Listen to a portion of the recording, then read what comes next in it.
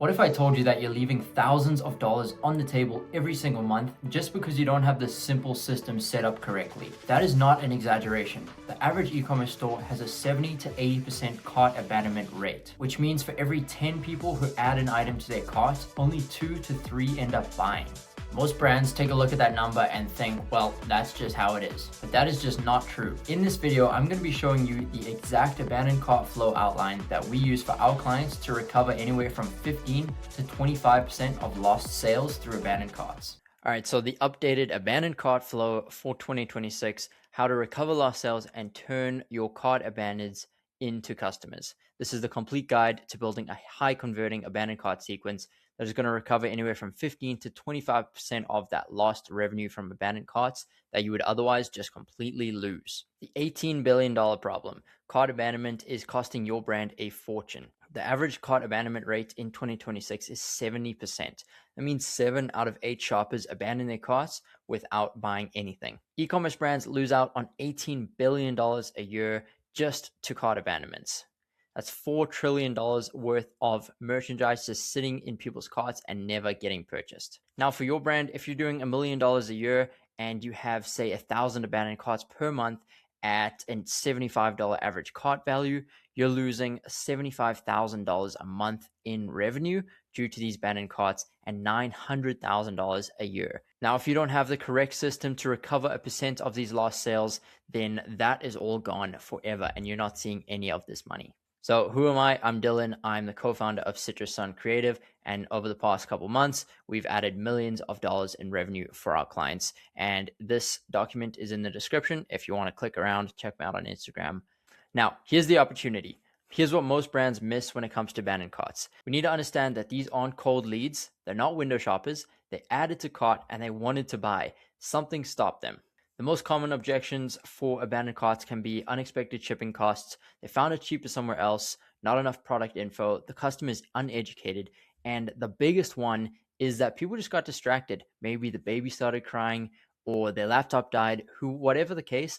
Oftentimes, we just need the customer to be reminded of exactly what they were looking at and a way to get them back onto our store. Now, some metrics you want to be looking out for in this abandoned cart. You want to have at least a 40 to a 60% open rate for this flow, especially for the first email within the flow, and anywhere from a 10 to a 13% click rate.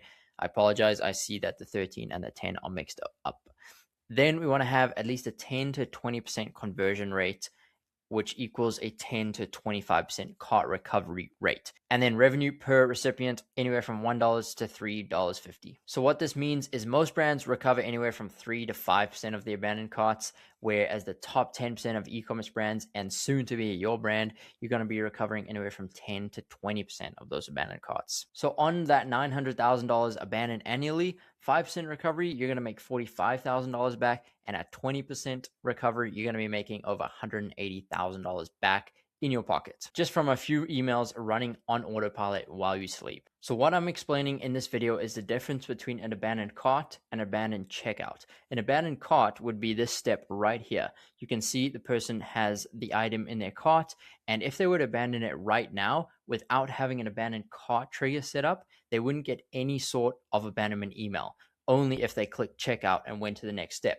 That's why it's very important to have an abandoned cart set up and an abandoned checkout set up for each individual step in this process. So for email number 1, we want to remind them exactly what they were looking at. Show the specific product that they added to their cart with some brief brand info and then a clear call to action that takes them back to their cart page. So you can see this email here is super simple. Let's pick up where you left off. You are 1 step away from your product, and then a big return to cart button.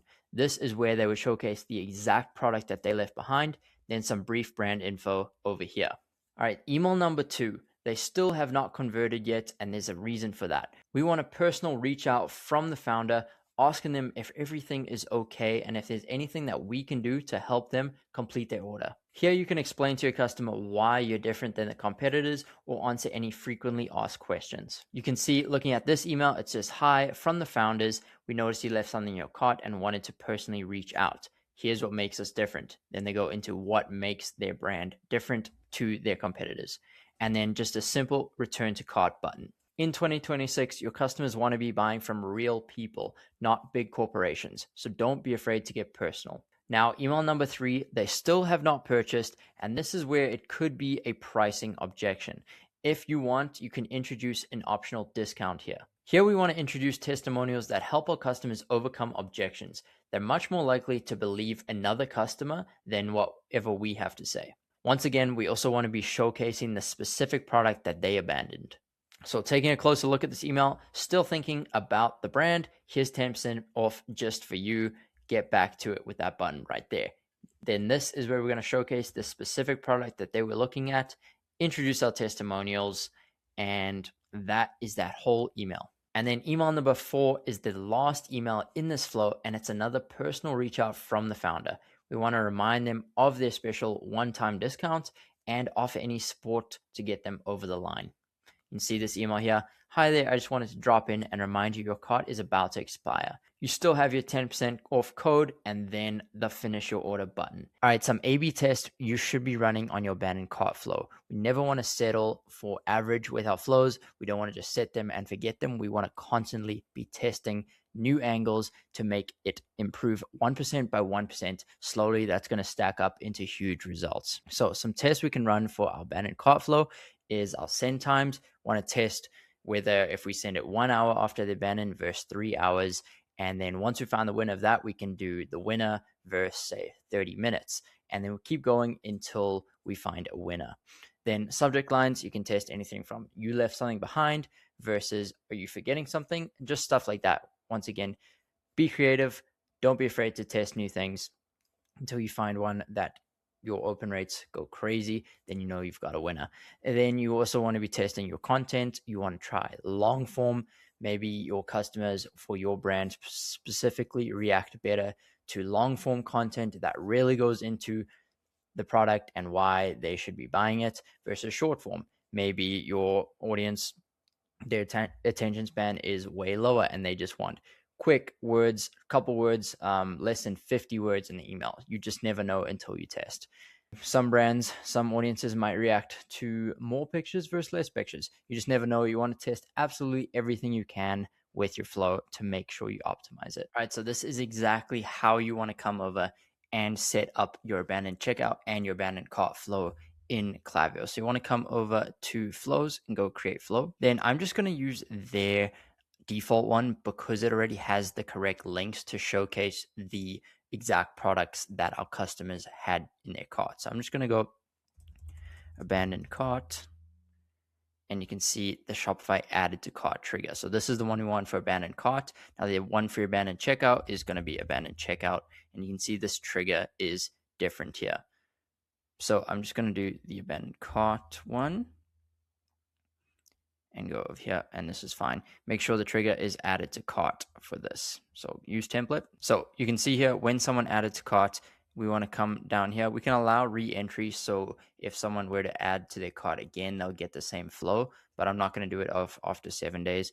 I'm going to do something like 30 days. So this is the actual flow you want to follow. When someone added to cart, you're going to have that time delay before sending them their first email. So this one is 1 hour. Now, if you wanted to do A/B testing between it, what you want to do, come and add a conditional split here. And it's going to be a random sample of 50%. So what's going to happen is 50% of people are going to come here, 50% are going to come here.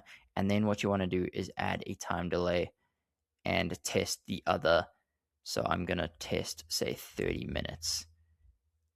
And then all you do is just clone everything across to this side. So that's A/B test setup. And so this is how the rest is going to look. So after an hour, if they can receive SMS, they're going to get the first SMS in the flow. Now, the first SMS, super simple. All you want to say is, hey, you left something in your cart. Get back to it with a link to the cart. That's all you need for SMS.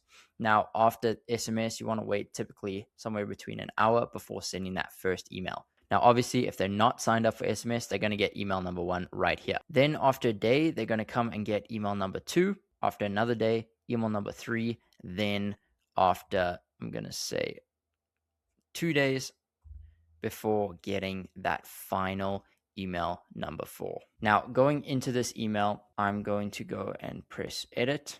Now, this is obviously where you want to go in and add all your content, but why I like to use the Klaviyo template is because it already has this set up for me. If I went to preview this, you can see the exact item the customer had added to cart with the name and the price. Now, this link does change depending on your brand, so I can't give you the exact link to use, but if you set it up like this, it should work perfectly fine. And if it doesn't work perfectly fine, then I would go and create a support ticket in Klaviyo. Their technicians are really, really good.